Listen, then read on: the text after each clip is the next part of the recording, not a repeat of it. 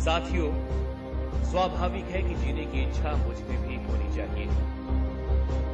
मैं इसे छिपाना नहीं चाहता, लेकिन मैं एक शर्त पर जिंदा रह सकता हूं कि मैं कैद होकर या पाबंद होकर जीना नहीं चाहता। मेरा नाम हिंदुस्तानी क्रांति का प्रतीक बन चुका है और क्रांतिकारी दल के आदर्शों और कुर्बानियों ने मुझे बहुत ऊंचा उठा दिया है, इतना ऊंचा कि जीवित रहने की स्थिति में इससे ऊंचा मैं हरगिज नहीं हो सकता। आज मेरी कमजोरियां जनता के सामने नहीं है। अगर मैं फांसी से बच गया तो वो जाहिर हो जाएंगी और क्रांति का प्रतीक चिन्ह मध्यम पड़ जाएगा। यह संभवतः मिट ही जाए, लेकिन दिलेराना ढंग से हंसते हंसते मेरे फांसी चढ़ने की सूरत में हिंदुस्तानी माताएं अपने बच्चों के भगत सिंह बनने की आरज़ू किया करेंगी और देश की आजादी के लिए कुर्बानी देने वालों की तादाद इतनी बढ़ जाएगी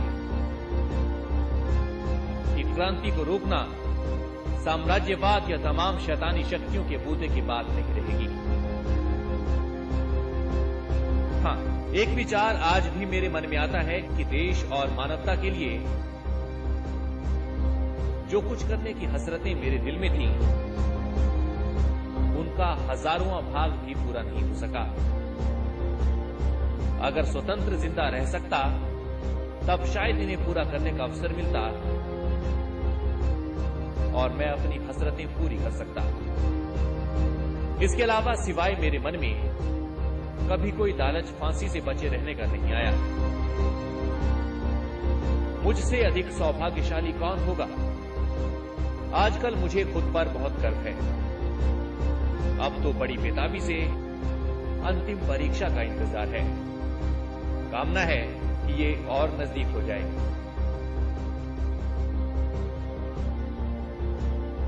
आपका साथी भगत सिंह।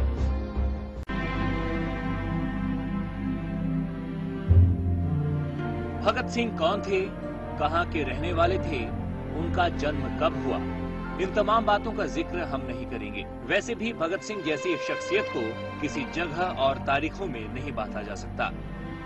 भगत सिंह अपने आप में एक विचारधारा थे, ऐसी विचारधारा जो सिर्फ मुल्क के आजाद होने की बात ही नहीं, बल्कि आजादी के बाद का भारत कैसा होना चाहिए ये भी बताती है।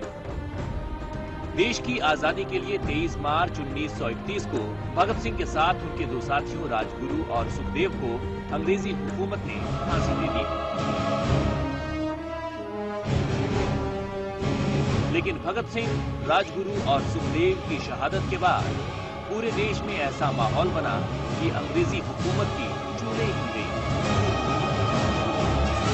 इसके बाद देश भर के नौजवान आजादी के आंदोलन में कूद पड़े और आखिरकार अंग्रेजों को हिंदुस्तान छोड़कर जाना पड़ा। भगत सिंह जब राजगुरु और सुखदेव के साथ फांसी के तख्ते पर चढ़े तो उनकी उम्र 24 साल थी।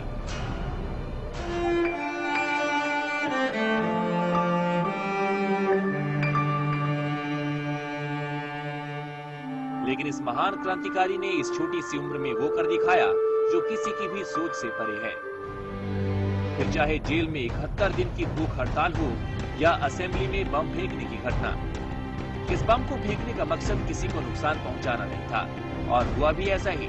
भगत सिंह बम फेंकने के बाद वहां से फरार नहीं हुए, बल्कि अपने आप को अंग्रेजी हुकूमत के हवाले किया और इसके बाद उन पर चला मुकदमा, वो मुकदमा जिसे सबने देखा और अंग्रेजी हुकूमत का सच सबके सामने आ गया। अंग्रेज भगत सिंह को अपने लिए सबसे बड़ा खतरा समझते थे और इस खतरे से निपटने के लिए उन्होंने भगत सिंह को फांसी पर चढ़ा दिया। लेकिन अंग्रेजों का ये फैसला उनकी सबसे बड़ी भूल साबित हुआ। भगत सिंह की शहादत ने पूरे देश के युवाओं के खून में उबाल ला दिया। भगत सिंह क्रांति का दूसरा नाम बन गए और हर कोई भगत सिंह की तरह देश के लिए कुछ कर दिखाने के लिए लालायित हो उठा। जिस किसी ने भी भगत सिंह की कहानी सुनी वो अंग्रेजों के खिलाफ उठ खड़ा हुआ और इस तरह भगत सिंह ने अपनी शहादत के बाद भी स्वतंत्रता आंदोलन को नई दिशा दी।